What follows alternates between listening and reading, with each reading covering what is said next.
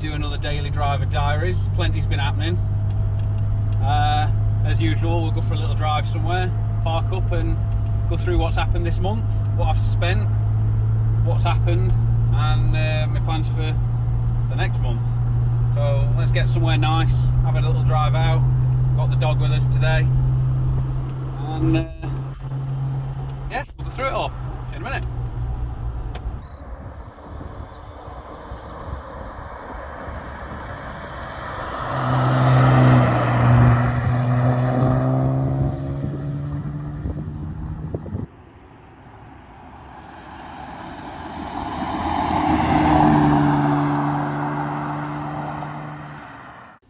Welcome to Classic and Retro, and welcome back to the Daily Driver Diaries. Another month, and we're still in SD1. If you haven't already, please consider subscribing to the channel. Catch up on what we did last month, and we've got a few projects on the go as well. Volvo T5, Toyota Supra, the Jaguar Mark 1 to Goodwood, and it really does help me out if you subscribe. So this month we have had a few issues daily driving. It's not been easy. It did let us down. We went to a car show, and on the way back we were actually on the motorway and it broke down. So we did have a few issues, and I think we have sorted those. I'll play a little video now of what we did and how we did it.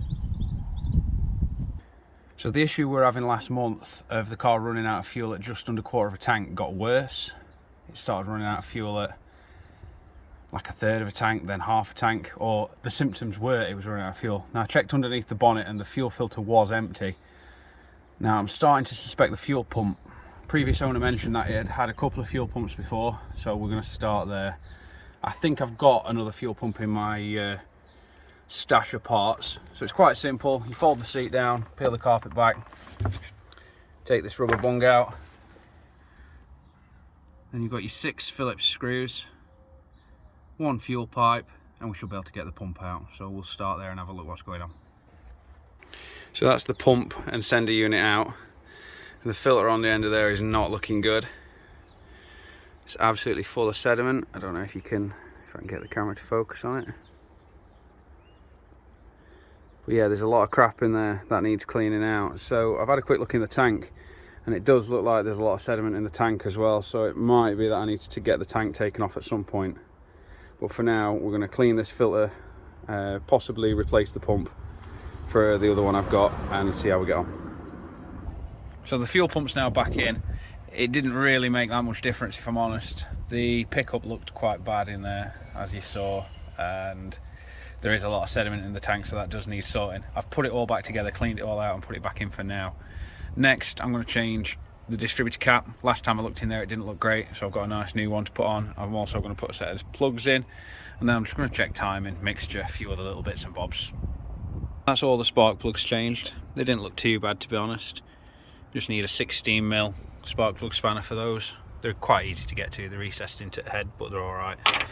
The distributor cap's now changed. I've just been checking the oil in the dash pots. It looks good. I'm going to take the dash pots off, and I'm going to check the height of the jet to the bridge, and then we might have a little look at the mixture, and I might put a new fuel filter on there. That one is looking a bit dark in there, and I have got another one, so might put a new fuel filter on, and then we'll take it for a little run and see how it's going.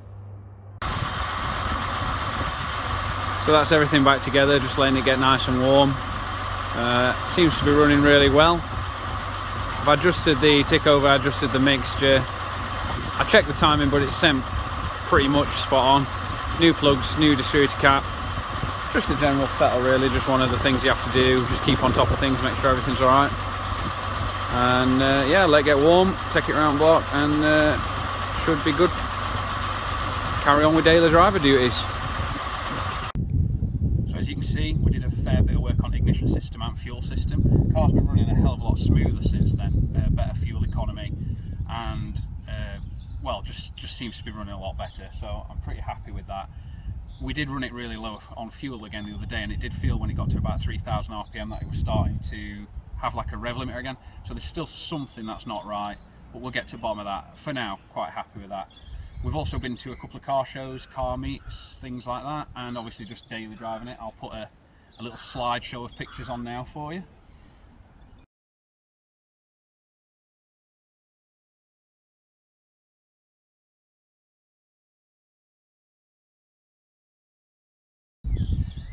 So yeah, we have been using it a fair bit. Now I'll just show you a few bits of what we've done and what I've done. You can probably see one of them.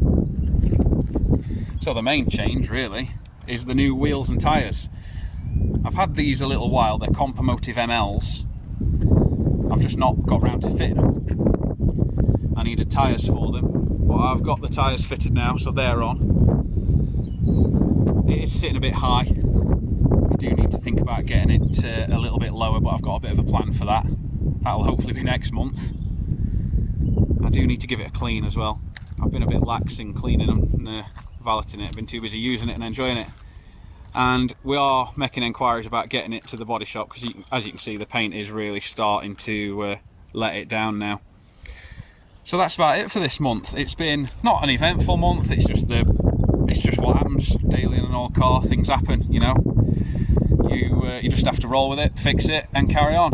I'll put up now, actually, in a second, I'll put up a bit of a costings, what it's cost me this month, the fuel economy, price of tyres, etc. And I think that's about it. So if you've enjoyed this video, drop me a like, click subscribe, and I'll see you next time.